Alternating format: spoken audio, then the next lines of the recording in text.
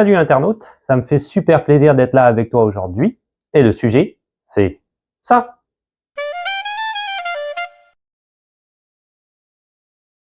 Alors aujourd'hui, une vidéo un petit peu spéciale, c'est plus particulièrement par rapport au site en fait Éducalois, dont j'ai déjà parlé d'ailleurs à de multiples reprises dans différentes vidéos, qui vulgarise quelque part, si tu veux, tout le système légal ici au Québec et de la manière la plus pertinente possible.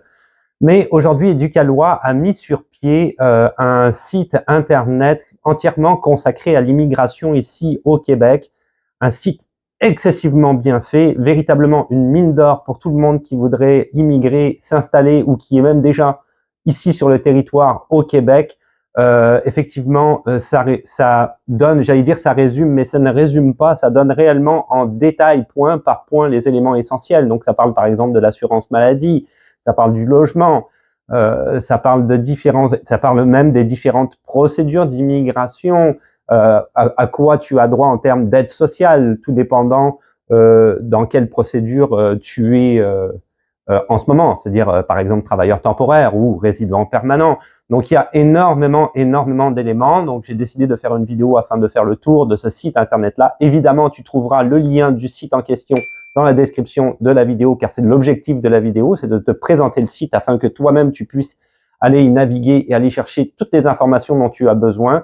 Éducalois, sur chaque information donnée, met effectivement un lien qui te renvoie, si tu veux, au site internet en question après que tu aies eu les informations nécessaires, surtout par rapport à ton cas à toi. Tu vas aller pouvoir chercher plus spécifiquement ce que tu recherches. Donc, si par exemple, on parle de l'assurance maladie, ça te renvoie aussi de la RAMQ et sur le site de la RAMQ, tu vas toi-même aller chercher qu'est-ce qui t'intéresse selon ton cas. Donc, avant de commencer, n'oublie pas de t'abonner et de soutenir la chaîne, de mettre un petit pouce bleu.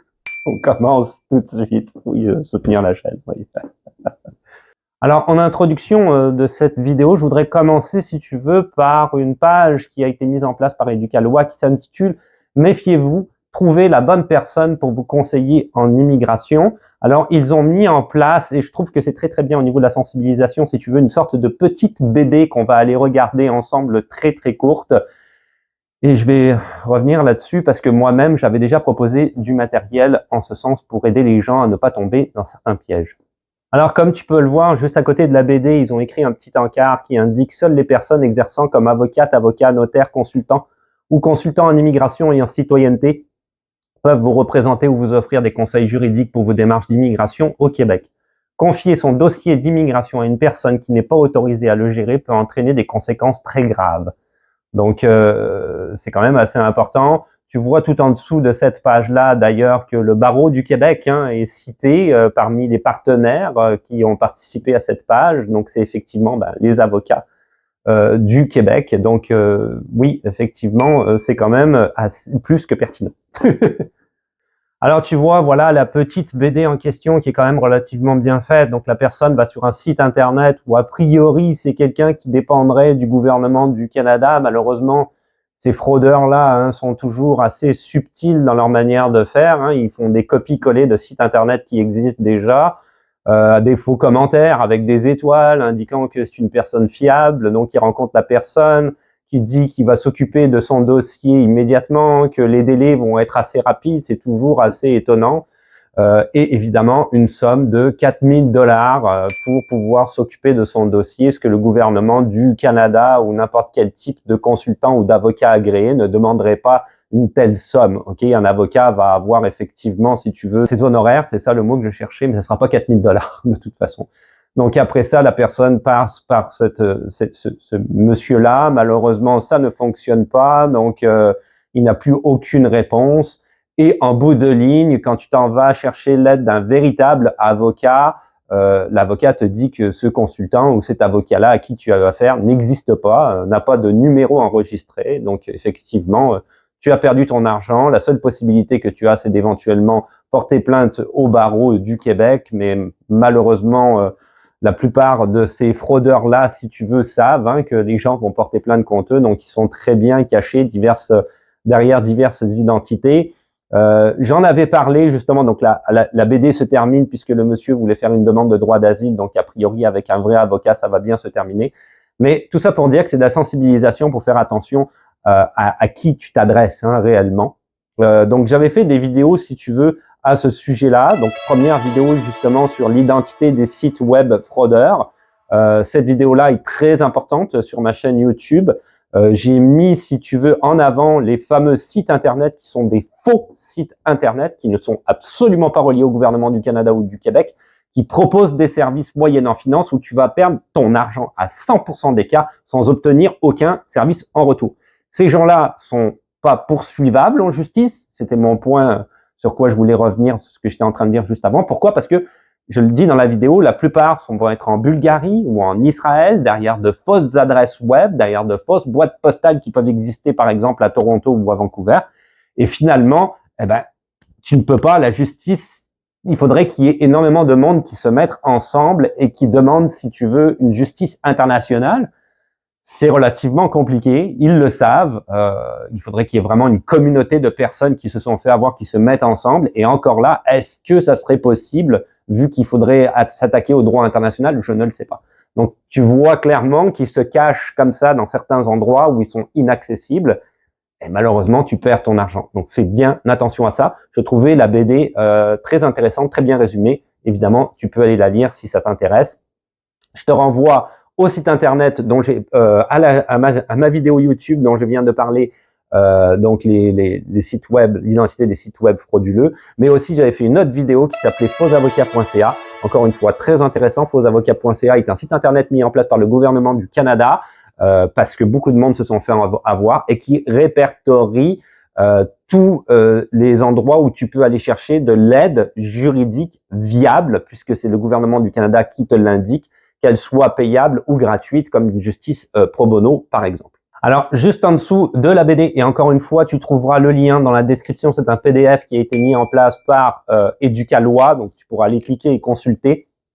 Tu as différents liens, tous aussi importants les uns que les autres, si tu recherches effectivement de l'aide, parce que, par exemple, tu t'es fait avoir ou parce que tu recherches à te faire représenter par un avocat. Donc, tu vois, il y a le barreau ou un consultant en immigration, donc le barreau du Québec, le barreau de Montréal, la Chambre des consultants des notaires du Québec, le Collège des consultants en immigration, le barreau de Montréal, etc., etc. Il y a énormément de ressources que tu vas pouvoir aller consulter si tu en as besoin.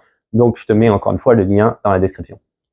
Ce qui nous amène directement en fait au fameux site internet mis en place par Éducalois. Alors un site très complet, tu le vois tout de suite, il y a un sommaire, c'est indiqué jeu questionnaire pour les nouveaux arrivants, statut d'immigration et programmes sociaux, les différents statuts qui peuvent exister et les programmes sociaux auxquels tu pourrais avoir droit. Donc c'est toujours très intéressant parce que moi-même, j'ai découvert beaucoup de choses que je ne savais pas, notamment au niveau des aides sociales, tout dépendant si tu es, comme je le disais en début de vidéo, travailleur temporaire, résident permanent, etc.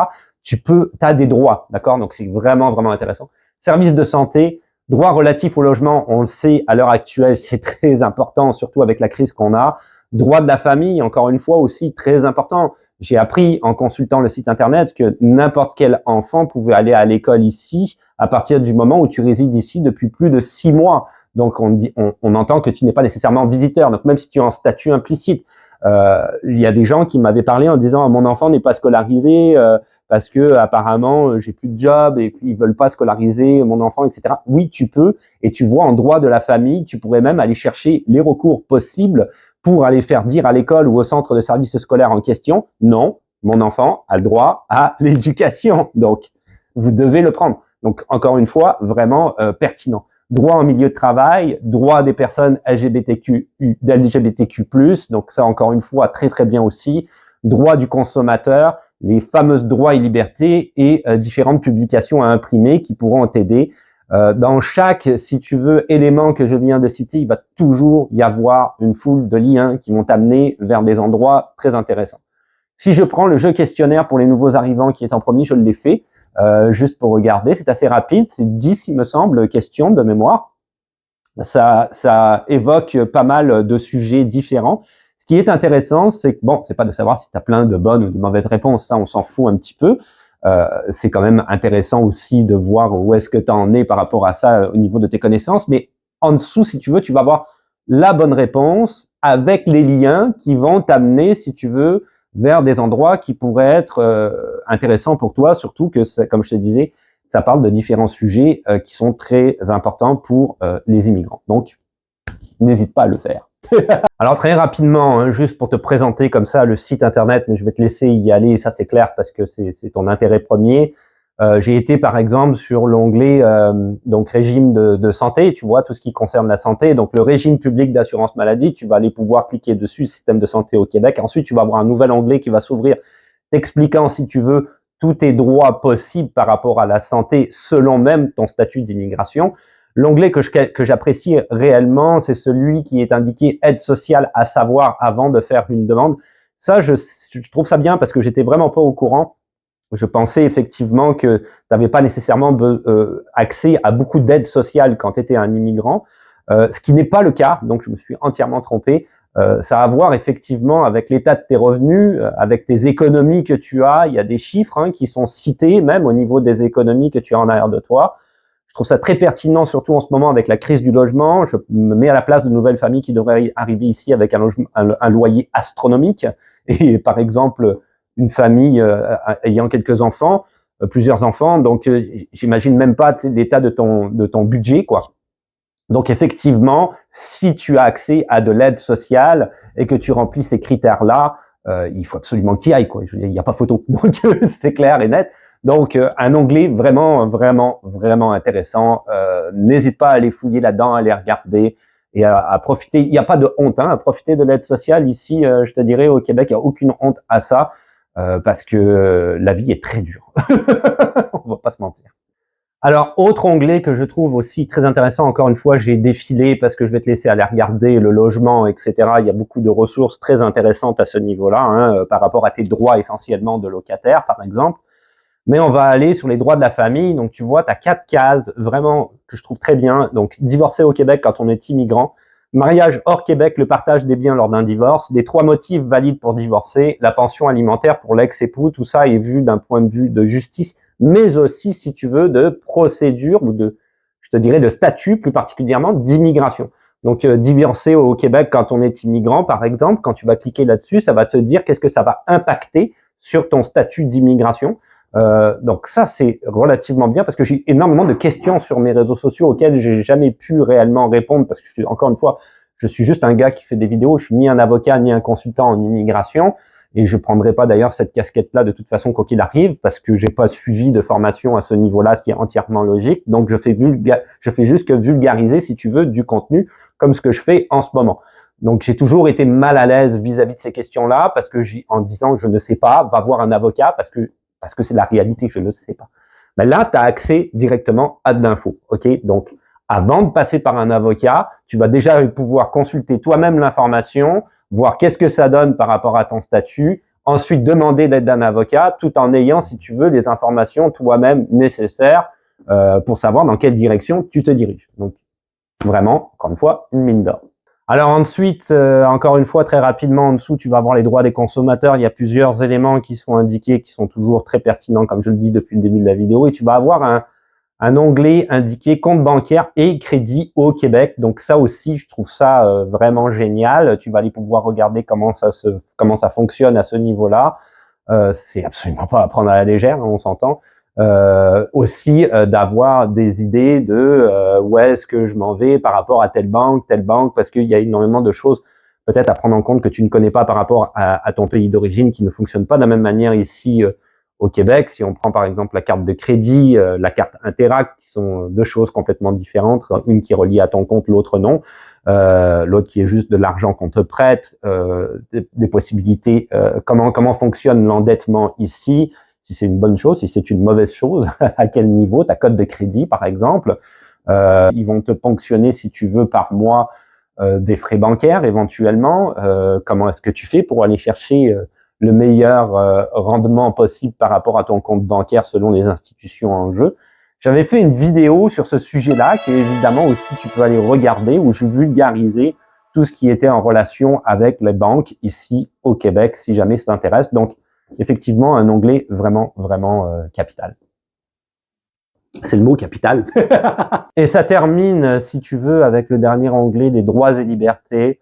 Donc c'est pas mal aussi, hein, ça va te permettre d'un petit peu regarder comment ça se passe ici au niveau des lois. Donc tu vois les lois au Canada et au Québec. La police vous intercepte, vous avez des droits. Ça, je trouvais ça bien aussi. Après, ils parlent d'Internet, tout ça, mais ça, je trouvais ça bien aussi au niveau de la police, parce que quand tu arrives ici, tu vas pas... moi, je me souviens des premiers temps, je connaissais pas nécessairement toutes les lois précisément. Oui, il y a certaines lois qui étaient identiques à celles de mon pays, parce que c'est des lois qui existent dans la majorité des pays, hein, on va dire quelque part, tu ne tues pas quelqu'un. Ça m'est jamais venu en tête, je te dirais, mais je veux dire, tu comprends, j'ai juste schématisé, j'ai fait une parodie, mais en gros, il y a certaines lois comme ça qui sont immuables, hein, d'un pays à un autre, grosso modo, dans une grande majeure partie des pays sur la planète. Il y a certaines choses que tu n'as pas, quand même pas le droit de faire, là, on s'entend. Donc, bon, au code de la route, certaines choses comme ça qui sont juste basiques. Mais après ça, il y a d'autres lois qui sont plus, si tu veux, typiques au pays, que des fois, effectivement, ça ne viendrait pas en tête. C'est pas nécessairement logique pour toi. Donc, c'est bien quand même d'avoir une idée ou d'avoir un document sur quoi se reposer afin de se dire, OK, finalement, ce que je fais là, c'est peut-être pas légal, alors que dans mon pays, tout le monde s'en fout. Donc, c'est bien que je le sache. Et voilà, c'est tout pour aujourd'hui. Donc, j'ai fait brièvement le tour de ce site internet-là en te montrant les parties les peut-être plus importantes. Je voudrais remercier ma conjointe, naturellement, parce que c'est elle qui m'a montré que ce site-là, internet, et la BD également, que j'ai montré en début de vidéo, existait. J'étais absolument pas au courant. Donc, c'est une très belle découverte. Merci beaucoup. Je te laisse aller voir tout ça. Encore une fois, les liens sont dans la description. Ça termine ce que j'ai à dire, plus rien à dire. Donc pour le reste, tu peux me retrouver sur les réseaux sociaux, ce qui comprend Instagram, TikTok, Twitch, peut-être un jour, et Facebook. Ma chaîne YouTube, évidemment, qui fonctionne plein pot avec les YouTube Live qui ne sont toujours pas revenus, mais tu as accès effectivement aux rediffusions. Énormément de sujets avaient été évoqués durant l'année 2024.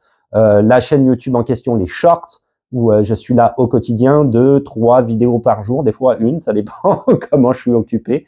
Évidemment, la chaîne YouTube elle-même avec différentes vidéos qui parlent de plein de choses, procédures d'immigration et autres. Tu vas retrouver des playlists à ce niveau-là. C'est très important d'aller voir les playlists parce que tu vas pouvoir aller rechercher exactement ce que tu veux. Les vidéos sont classées par genre, donc procédure d'immigration d'un côté, par exemple, vie pratique et tuto de l'autre, qui est aussi une playlist très importante, donc j'en parle à chaque vidéo YouTube que je fais, parce que tu vas retrouver plein de choses sur la vie ici au Québec, que ce soit par exemple la loi sur les pneus d'hiver et d'été, ou même, encore une fois, comment faire pour inscrire ton enfant à l'école, c'est quoi la différence entre l'école primaire et secondaire, c'est quoi les différents niveaux scolaires, c'est quoi la santé, comment trouver un médecin, comment faire pour s'inscrire à la RAMQ, comment fonctionne la RAMQ, comment faire pour avoir ton permis de conduire, etc., etc., etc. Vraiment une multitude de sujets à ce niveau-là. Pour le reste, n'oublie pas de t'abonner et de laisser un petit pouce bleu parce que c'est très important pour faire monter la chaîne dans l'algorithme. Et je te dis à la revoyure. Ciao, bye.